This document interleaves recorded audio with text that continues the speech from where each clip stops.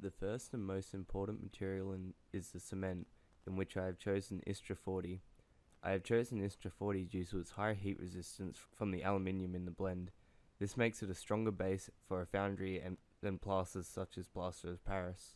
Whilst Istra 40 does have better properties than plasters, it does however take up to a month to properly cure depending on the thickness of the mortar, so if you're impatient and in a hurry, this material might not be the best option.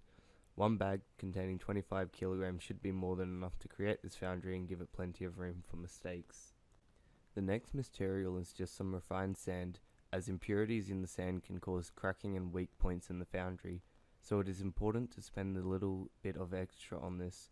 You will need 4 parts sand to 1 part Istra 40, so depending on the size of your foundry, I will need 3 bags in this particular scenario though. To hold the foundry together, you will need a container of some sort, so I chose to use an American style trash can as they are fairly big, made from galvanized steel, which is a high temperature material, and have grooves in the side which can help it to prevent the concrete from slipping/moving in the bin. These are also good because they come in a lid which can be used for helping to keep the heat in the foundry. Finally, you will need something to hold a gap in the center of your foundry, so something such as a bucket will work. However, it is important to know that most buckets will have a slight angle to the walls to give them the ability to stack, so if you plan on using multiple to increase the capacity of your foundry, it can end up obscuring the walls. You will also need 4 pieces of brass piping to create the input for the air compressor, which consists of 1 bush reducing brass, 1 thread all brass, 1 socket hex brass, and 1 brass male threaded quick coupler pipe. Do note though that the quick coupler fitting for attaching the compressor to the piping can vary in size depending on the nozzle of your air compressor. The next material you will need for building a foundry is something to reinforce the mortar while it is used, in which case you will need something metal such as rebar, but as rebar comes in rods, it is hard to be used in a foundry which is round. In this scenario, something like chicken wire is best suited for building a foundry, as it is reasonably cheap and is flexible enough to be bent into the circle with ease. The tools used in this tutorial are such as an angle grinder for cutting the bucket out of the foundry, an adjustable wrench for tightening the pipes together, a plasma cutter for cutting a hole saw also happens to work if you don't have a plasma cutter, some duct tape for holding pieces in place such as the piping, some PTFE tape for creating an airtight fittings between the pipes, a hammer and a tent peg for breaking through the concrete in front of the piping, an air compressor for fueling the arc welder and the foundry, some pliers for prying out the bucket, tin snips for cutting the wire, and although I forgot to use it, silicone spray for lubricating the bucket for an easier release from the set cement. In this tutorial, I use a dust mask to prevent any fine particles from the Istra 40 from being inhaled.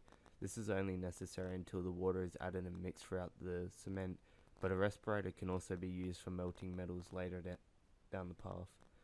Safety glasses are also used to prevent dust particles from getting into my eyes, but you can also use a full face shield, as I do later on, as it will also protect your eyes from being affected by dust, but it can also stop moisture from building up behind the lenses of your glasses and allow you to see properly whilst working on this project.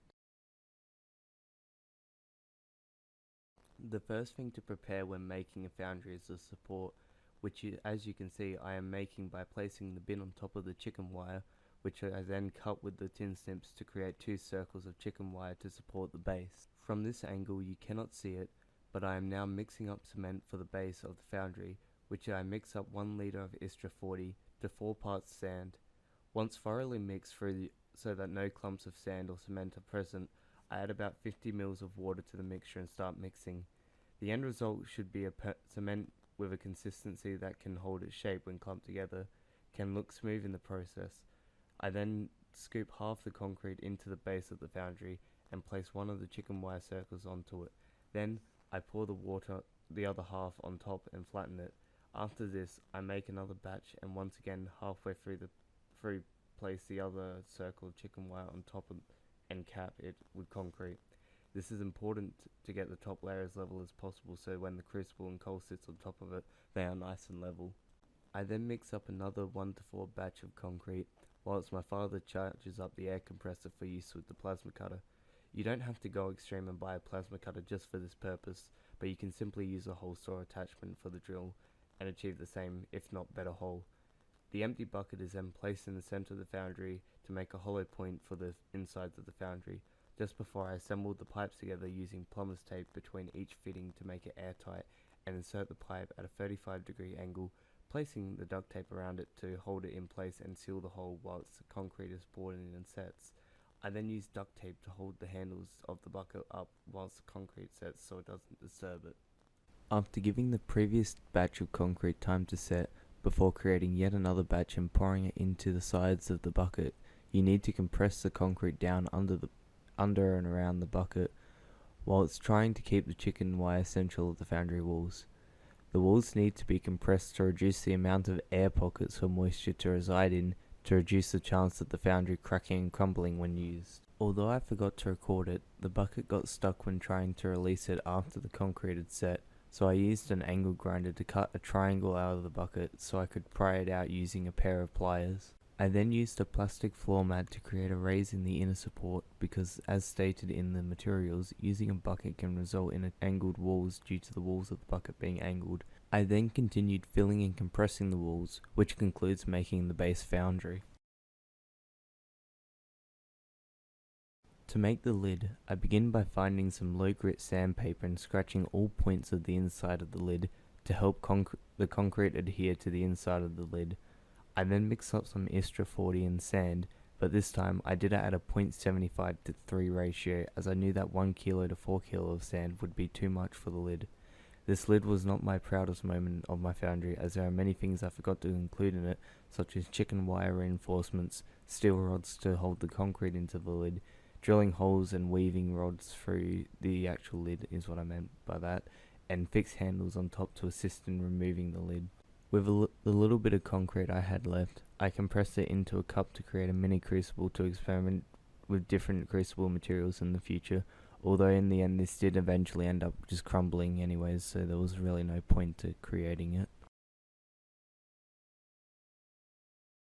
Before the foundry can be used for melting high temperature metals such as copper, it needs to be heat treated first. This can easily be done by throwing some charcoals in, attaching the air compressor and a few fire starter tabs. To speed things up as it is becoming night quickly, I used a bit of concentrated acetone to quickly ignite the charcoal. Whilst doing this, I decided to melt down a pewter plate in a steel can, as pewter has a low melting point of 230 Celsius, so it won't get hot enough to crack the walls of the foundry. Once the steel can glows a faint red, the pewter will begin melting, which can take about a minute or two. Once it has, you can use a cheap ladle to scoop off any sludge to ensure the ingot/object does not get contaminated while it's being poured into the mold. I use a simple muffin tray for ingots, which, if it has a non-stick surface, will release the pewter easily without the need of any mold releases such as silicone spray. As you can see, the pewter takes on the shape of the muffin tray really well, and due to the non-stick tray, the ingot fell straight out without any issues. The top of the ingot is a bit disturbed by the sludge present in the crucible, but it forms some pretty cool colours from the way it cooled down. As stated before, a major improvement that could have been made to the lid would be to throw in some support rods and some chicken wire to ensure that it stays properly fixed to the metal lid. The lid could also do with some holes drilled into it to allow for the airflow through the holes without having to leave the lid open for a bit of airflow. And as this build uses Istra 40, which has a max temperature of 1300 Celsius, I made the inside of the foundry large enough to place refractory into it so that the heat resistance of the foundry can be increased, allowing the ability to melt high temperature metals such as iron and steel. One final improvement that can be made is that with an additional valve to the air pipe, propane fuel can be used in place of charcoal, which can allow higher heat levels and much quicker melting times overall. Well, this concludes my tutorial for how to build a metal foundry that has the ability to melt copper and work with steel using an air compressor and charcoal briquettes. Have a good one.